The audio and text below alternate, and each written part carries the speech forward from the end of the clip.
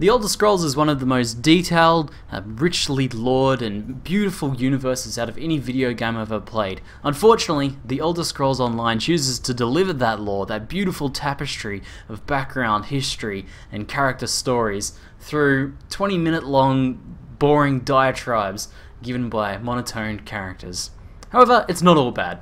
G'day, ZiggyD here, and today I want to give you guys my first impressions review of The Elder Scrolls Online. I had a chance to play about 7 hours of the beta today, and I was not overall that disappointed. I expected coming into this, from everything I've read and everything I've heard, that the game would be rubbish. It would be super generic, but I actually had a fair bit of fun with it, despite my little intro there. So, let's sort of kick things off with the most obvious thing that you're going to see as soon as you start looking at this. The game is beautiful. I'm sitting here now in Stone Falls, an area of Stone Falls where a volcano has just erupted and started causing havoc amongst the townspeople here, amongst the Argonians and Dark Elves living in the area, and you can see the lava falls and things like that. You can even enter first person and get a bit of a view around of the city and the mushrooms and the trees and the mountains and the falling ash and the lava flows and the lava bugs, the shulks sitting in there as well. But the game has got some of the most fantastic environments, really true to the Elder Scrolls series. Of course, there have been some sacrifices made in fidelity due to it being an MMO, but I was still stunned at how nice and cool a game this is to be in, how cool a place this is to be in. I was also really impressed actually at the character models and the amount of customization you have over creating your character. I ended up making this Arnie Schwarzenegger of an Argonian here, the most buff Argonian rogue I could possibly create, and he's a bit of a meathead, but I think he's still got a lot of character. Some of the character models and animations look a little bit off from what we've seen from things like Skyrim, but coming into an MMO you expect some sacrifices like that to be made. But overall, still very impressed with the way this game has came together and its look. And it's not just it's not just zones like this. The Elder Scrolls spans across multiple areas here. We can visit places from Skyrim through Cyrodiil. You can experience all of those different classical places from the Elder Scrolls series, and I can probably even teleport right here to Bleak Rock Isle as well, so we can go check that out as well, just to sort of get a bit of a change of scenery.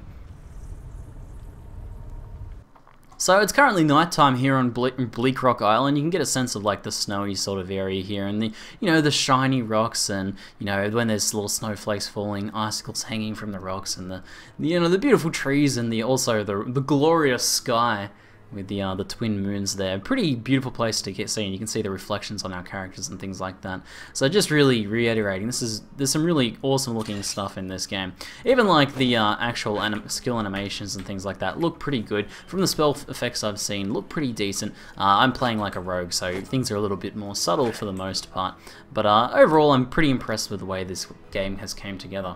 So next thing we'll talk about is combat. Let me go find some stuff to fight, and we'll talk a little bit about the combat. Alrighty, so when I enter into sort of a hostile area, or I start to encounter an area with hostile mobs, you'll see my skill bar appears down the bottom with my currently selected skills. Now I'm playing the Nightblade class, which is kind of your stealth slash rogue slash assassin class, but they have access to a lot of different skills across a lot of different weapon types. I've chosen to go for a dual wielding style, and we can see some of the skills I can use. So I can either sneak up, I can attack, I can use sneak attacks to deal extra damage, and I can wait for this guy to engage a power attack and then interrupt his attack, stunning him. And then if I hit him with a power attack, I can actually knock him over. So there's this interesting little sort of mini game that goes on with trying to avoid people's power attacks, trying to avoid their AoE attacks, stun, interrupt them, and then take advantage of the opportunities you grant. Now you can't do a lot of things that you can do in Skyrim in terms of sidestepping out of the way of certain attacks. Even things like fireballs, you can't actually sidestep; they'll actually home towards you. And this is again another sacrifice that's been made to turn this into an MMO. But replacing that sort of system, that kind of freedom of movement instead, and being able to dodge things through hard character movement, we instead have a system of blocks, interrupts, and even dodges as well, so you can actually use a manual dodging skill to dodge things there at the cost of stamina, as you can see down in the bottom right. So you have a good option of just your sort of basic attacks, which is what you're usually relying on in games like Skyrim, and basic attacks, power attacks, blocks, counters and all that sort of jazz. But when you're actually in combat, you also have the ability to use different special attacks granted either by your class or the weapon type, the weapon set you're using, which can be selected through the skills. So I have some skills from the Assassination class here, including an ultimate ability Deathstroke, the Shadow class, you know, for sneaking and things like that, and also there's like the weapon class, and I'm spec'd into dual wielding for things like Twin Slashes and Flurry, which I'll find some mobs and we'll show off now. Alrighty, so we have here a level 7 Shulk, which is about level appropriate for me.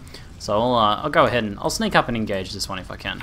I might have to go invisible because I think he might have spotted me. I'm gonna sneak up. Looks like I botched the sneak attack, unfortunately. Otherwise, I can do something like use. Oh, going for the block there. I have a teleporting attack, a gap closer essentially. I can use some of my dual wield skills here, which use stamina rather than magicka. And then I can finish him off with my magicka using skill there, which is this assassination spell. It does more damage on hitting a highly damaged enemy, someone that's almost dead. So let's actually try my gap closer on this one here. Use my dual wielding skill here. Oh, wait, get this guy down. Should probably be avoiding that attack if I can. And we had another Nightblade come and help us there, as we got a little bit low. So overall, I feel like the combat's not too bad. The combat's not too bad. It kind of reminds me a bit of Neverwinter in the way the skills and things like that work. However, it's not quite as meaty feeling as Neverwinter did. There's less roots, so you can actually move around while using a skill. So let me go find something else. Like for example, using my 2 skill, there's a flurry of 6 attacks, which is the flurry skill there. And you can actually move around and reposition yourself a bit while that's actually going off. So let me use a gap closer here. I use my flurry skill, and I can actually reposition myself as that goes off. So you have a fair bit of like movement and things like that. You can move out of the way of those attacks you're going. So that's the core difference with Neverwinter there. And the side effect of that though is that your character movements and attacks feel a little bit less meaty. However, overall, I feel like the combat's pretty satisfactory. I've had fun sort of learning how to use my skills effectively, and the fact that you can actually sneak up and do sneak attacks and things like that, and you get extra damage from like doing bow attacks from sneaking and being able to trying to get behind them and using your gap closes and things like that. Especially this class, the Nightblade, feels very fun to play in combat. So overall, I'm pretty satisfied with the combat. At this point, it would be pretty appropriate to talk about character customization. You have actually a fair bit of control over how your character grows and as you level up. So similar to Skyrim, we have the 3 attribute system, and each time you level, you get 1 point to spend into each, like whichever one of these you want. So each time you level, you can put in health, and that increases your health and things like that. And stamina obviously increases your max stamina, and magicka increasing your max magicka. However, skills also scale with these as well, and since different skills use magicka and different skills use stamina, it's a good idea to think about how you actually want to build your class, into your character, in terms of skills and in terms of your core attributes. So next over, we can go over to the skills tab here. We get an idea of the kind of good variety of skills you have. Each time you level up, or whenever you get these sky shards, so whenever you get 3 sky shards, you get an extra skill point. You can do that once per level. You get a skill point to spend in one of these. Now, you don't need to spend skill points to level up these skills. So, for example, if I go into Assassination here, I had Killer's Blade was originally another skill. What happened was it got to level 4 of its skill, and this just happened through organic use. And I was then able to sort of change the skill, spend another skill point to upgrade it and change it into something else. So we can actually take a look at that here with something like, we'll go into our weapons, we'll go into our dual wields, and I've actually gotten Twin Slashes to the point of level 4, where I can choose to upgrade it here. I can morph the ability. So I got the option to take Twin Slashes, which just is 2 hits for 15 fizz damage, and then applies a bleed effect, to something like Rending Slashes, which increases, it seems like it increases the bleed. What is that? Adds a snare effect. Okay, new effect is add snare. And this one here is damage caused by bleed effect heals you, so it actually adds a heal to it. So you get a choice in how you want to actually upgrade these skills. Now, the actual core skill system itself is similar to other Elder Scrolls, like Oblivion, where you kind of level it up by use. However, it's not so much using the actual skills, it's having them equipped as you gain XP. So as you see here, dual wield will level as you if you have additional dual wielding skills equipped to your toolbar, and so you're using them, and whenever you gain XP, your dual wielding sort of skill overall will increase, and then you're able to like unlock higher level skills and sink more points into them. And the same deal with these ones here, as you have these increased, they'll actually level up there. So it's pretty organic, and it feels pretty interesting and pretty good. And you know, you can spend some time going between something like assassination, which is like magicka skills for this class, and then you could maybe go halfway into dual wield like I've done. I've got a bit of both. And then you'll kind of, you know, you'll split your leveling between those, whereas you could focus just on dual wielding skills and maybe some like armor skills and things like that. So we've got armor, we've got some ward skills, which is soul trapping and things like that, which is pretty handy as well. There's guild skills in here. And then you've got the racial Argonian skills, things like amphibious restoration expertise, and then actual crafting skills as well. So a lot of different ways to actually level and progress your character, and a fair bit of control over how it actually sort of ends up playing out. It feels about on par of depth of something like Skyrim in the way you kind of branch forwards and move through that, though with a mixture of different Elder Scrolls influences in terms of how the character actually grows. Okay, so now let's talk about questing and storyline. Because this is where I felt the game really fell down, and it's really what sort of has makes me feel like I'm not probably going to be continuing with the game very much, or playing the game, or probably not even buying the game. So, first up, a lot of negative pre-formed opinions have come out within like the MMO community, or in a lot of people who have been talking about Elder Scrolls Online. I tried to come into this game with a pretty open mind, trying to forget as much of that as possible, and you know, assessing for myself what the game actually plays like. The first about half an hour to an hour of the game, in terms of the questing that you're doing, are incredibly boring. The actual quest line and like the characters that communicate the info to you and like talk to you are just extremely dull. And I think this is the thing that's caused a lot of the negative opinions about the game. You know, a lot of the early videos I've seen, first impressions videos and things like that, have been of that sort of first zone and that first little quest line, and it was boring. So those opinions were right on the money for that area of the game. However, after about an hour, maybe about an hour and a half, I started sort of straying a little bit from that main quest line, or that main beginner's quest line, and started doing some side quests. And these side quests were actually pretty interesting, and I actually had a fair bit of fun. So over the course of my 7 hours today, first hour and a half, pretty boring.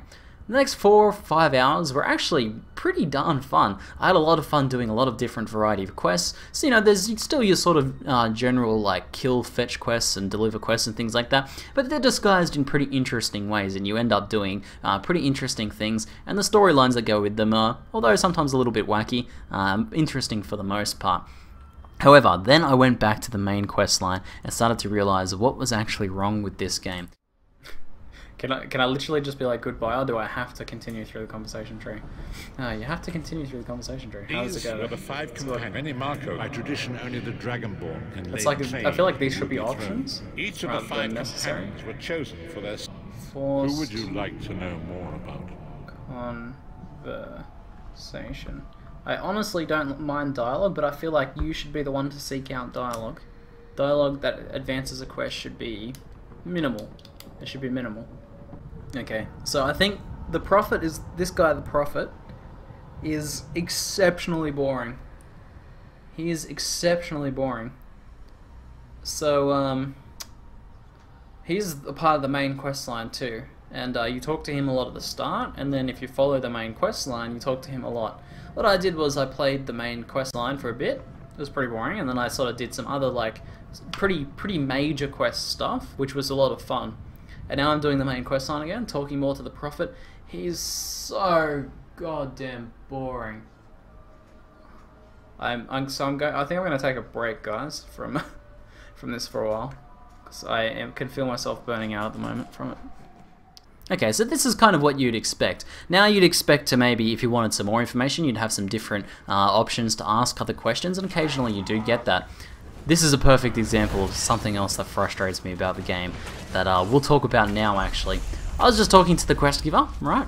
And someone else having a little combat instance, having some stuff going on, and even casting a spell on me, interrupted my questing. Now, this will happen to you a lot, and it makes me wonder, why wasn't this game a single-player game? Because most of the time, through everything I've played so far, the fact that there's other players in the games detracts from the experience more than anything. So okay, so I'm doing these quests. Most of them aren't instance. There are a few instance quests, but for most of them, you're playing alongside other people. I had this dungeon where I go down into the dungeon, and you know, I'm supposed to fight my way into the dungeon, find this hard, difficult to obtain item, and then get my way back out. I went into the dungeon. Everything was dead. There was other players around there fighting everything. I just walked up to the item, grabbed it, and walked back out. The players in that instance did the quest for me. The other players did the quest for me.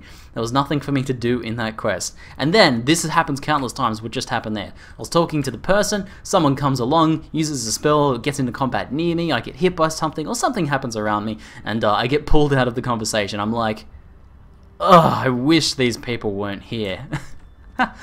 Now, to be fair, this game might have a lot to offer in terms of endgame and PvP. I've heard the PvP is quite good, but you know, the MMO aspects of it, the fact that there are other players here, just are immersion breaking, and more often than not, a nuisance to your actual progression, your playing of the game, your enjoyment of the game.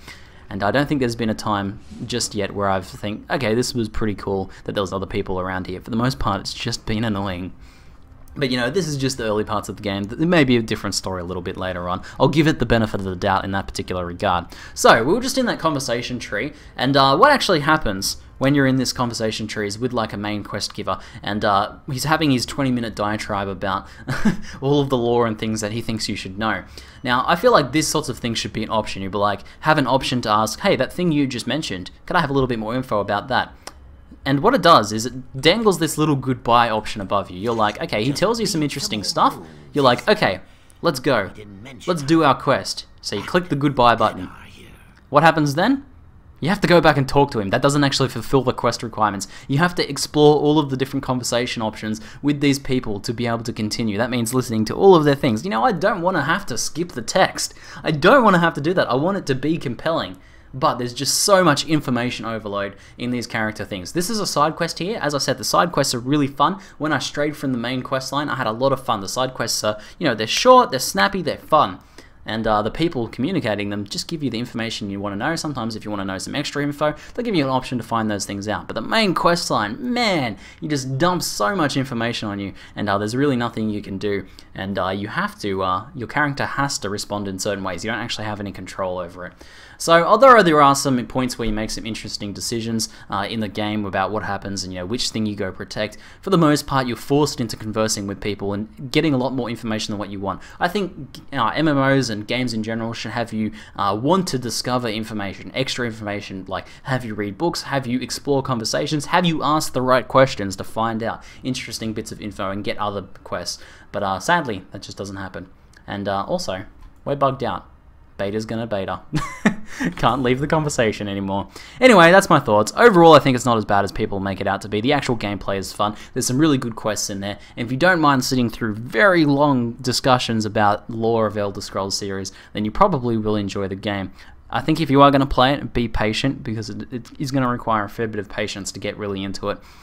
I kind of suspect it might be worth buying and playing for a month just to sort of play through all of the quests and have a bit of a go like that. But as for the long term, like longevity of whether it's going to be worth a sub fee as well, that's still up for debate. Anyway, these are just my first impressions. Hopefully you guys enjoyed it and enjoyed my bugged out character screen. Anyway, that's it for now. I'm ZiggyD, and thanks for watching.